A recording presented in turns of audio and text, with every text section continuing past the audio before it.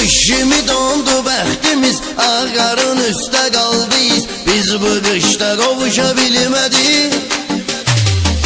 Yenə səni sevirəm, bunu bil. Sənsiz keçsə də neçə il, biz bu qışda görüşəbilmədik.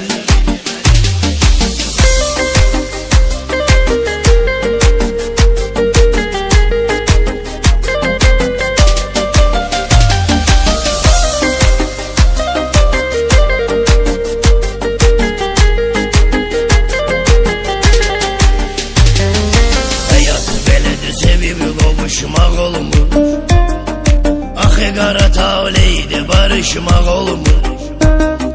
Hər insandan insana dost olmur, hər insana dərdi danışmaq olmur.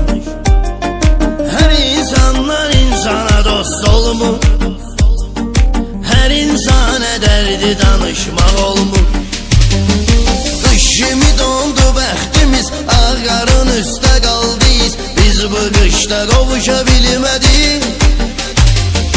Yenə səni sevirəm, bunu bil. Sənsiz keçsə də neçə il, biz bu qışda görüşəbilmədik.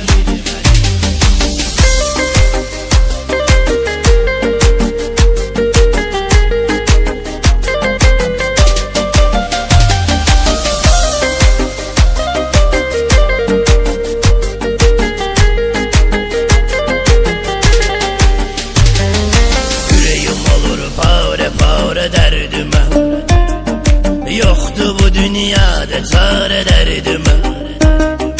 Fələk yazıb bəxti günü qarə, yoxdur bu dünyada çarə dərdimə. Fələk yazıb bəxti günü qarə, yoxdur bu dərdimə çarə dərdimə. Qışımı dondu bəxtimiz, ağarın üstə qaldıyız. Biz bu qışda qovuşabilmədik.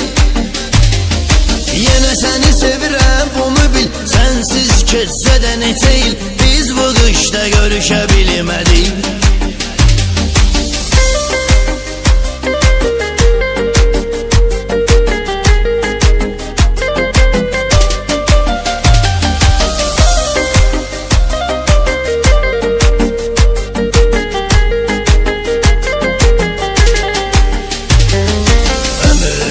Keçən qatardı getdi, ömrümü həsretin apardı getdi. Sən gedəni bir dəfə üzüm gülmədi, elə ömrüm qəma uzardı getdi. Sən gedəni bir dəfə üzüm gülmədi, elə ürəyim qəma uzardı getdi. Qışımı dondu bəxtimiz, ağarın üstə qaldıyız. Biz bu qışda qovuşabilmədik. Yenə səni sevirəm, bunu bil. Sənsiz keçsə də neçə il,